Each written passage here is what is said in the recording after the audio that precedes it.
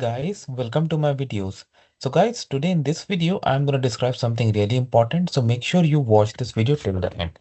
So guys, do you know that your passport could land you in trouble, although it's genuine, but it's even slightly damaged?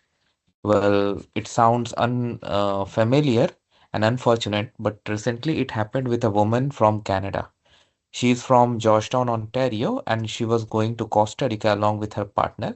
So while her partner was clear to go, she had slight damage on her passport, and that too was at the bottom, but still she was detained for a day and then she was deported. Now she had gone through tremendous loss, like all the bookings that she had done lost, and then she had to buy a ticket back home, and her partner could not leave her over there, and he had to come back.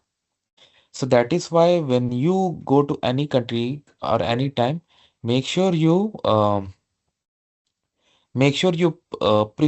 preserve your passport. It's really important. And even at your home, always keep it at a very safe place. Now, the sad part with this woman, why it makes it like really unfortunate is she had gone to Service Canada as per her statement to replace, but the Service Canada guy said the damage is not significant enough to replace it. So it's not that she had done something wrong from her side, but yes, we have to be very careful. Okay, even if there's slight damage, I would replace it rather than I would be more than happy to pay the replacement fee rather than getting stuck at an international border for a day and then going through a lot of trouble and then spending thousands more to come back home. So that's why, guys, I thought it's very important that we all should get a lesson from it. So I'm going to include the link in the description.